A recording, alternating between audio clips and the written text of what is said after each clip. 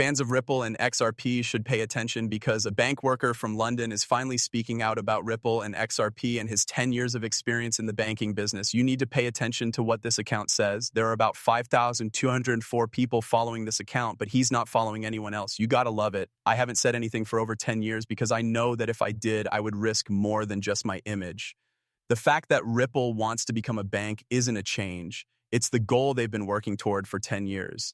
It's not about crypto, it's about having the next big mistake in the financial world. I've seen the NDAs, internal slides, and planned corridors for Brookings, custody, banking, and capital markets, the whole vertical stack, tokenized, regulated, and global. I just can't share them because it would give away my identity. This time, Brookings means agency. Don't forget that this person speaks English. I did look this up. That's it, Brooking English for trading. From this tweet, we can tell that he means brokerages, custody, banks, and capital markets. Let's go on from here. Do you think Ripple is trying to get a license to be a bank? It is a lot bigger. They are asking the government for permission to combine traditional and tokenized banking into one system. This means that tokenized assets will be stored in a bank-grade way, the XRP record will be settled, and it will work with clearinghouses and exchanges. This has been going on since the beginning. I remember that at meetings in 2013 and 2015, leaders from Ripple talked about service and institutional settlement. It sounded like an idea at the time. Now that the trials with the central bank are over, they have hired compliance officers from top regulators and formed partnerships with top financial companies. The 10-year buildup from 2012 to 2015, the Tech Foundation worked with early user banks as a partner. Between 2016 and 2018, RippleNet scaled pivot lanes and quickly applied GPI pressure. The SEC case is a government stress test from 2019 to 2021. A stress test, yes, 2022-2024. There are global CBDC projects for ISO 2022 migration and real-world asset tokenizations. They are now filing for the last license, which is the banking license for the Keystone move. This is important because if Ripple is a bank, they do more than just move money around. They also hold it, give it, clear it, settle it, and tokenize it. They act as a go-between for all the institutions in the system. This means that the demand for XRP isn't just theoretical, it's built into the whole system. He also says, this is the part that most people will miss. This has never been about going up against banks. Tokenized treasuries, CBDCs, and commodities all move through the same record. This means that banks have to become that bank. The old bank lines are out of the running. I quit banking in 2020, but I've kept my XRP from 18 cents because I know where this is going. It takes time for the capital markets to move. They change in stages. We are now in the fourth step of institutional lock-in. If you think that Ripple applying to A to B banks is the only story, you're 90% wrong. The last move in chess is the freedom. While everyone else was busy, everything else was putting the pieces in place. I'll be giving you more of the dates, internal structures, and personal notes from the years when I had to sign an NDA in private. I think he's going to share some very important information here. People who want to join his Telegram group should know that we don't know who this person is and that we can't be sure of anything here. Don't believe everything you read.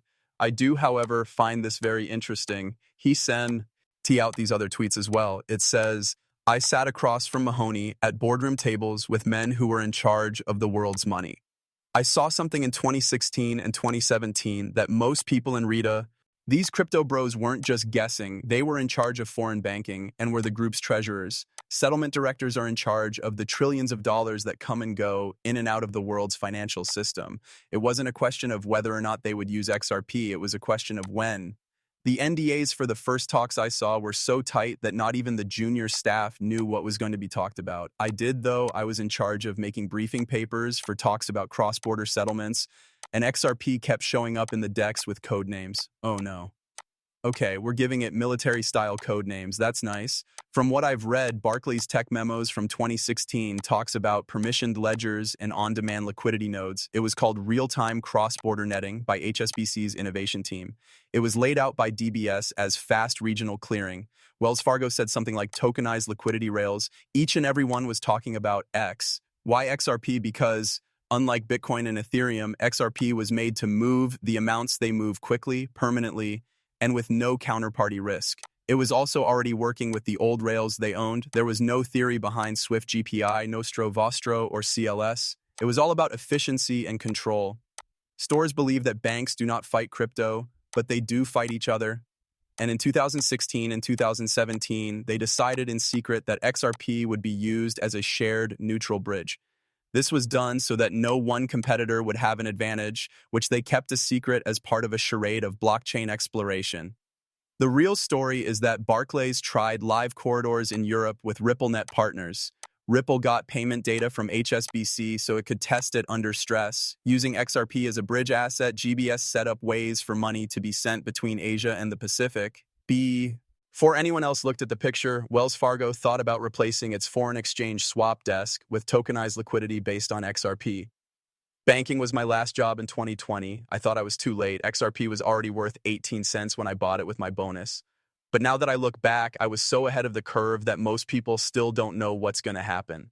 XRP is going much higher than you could ever imagine from someone who knows how to play the game.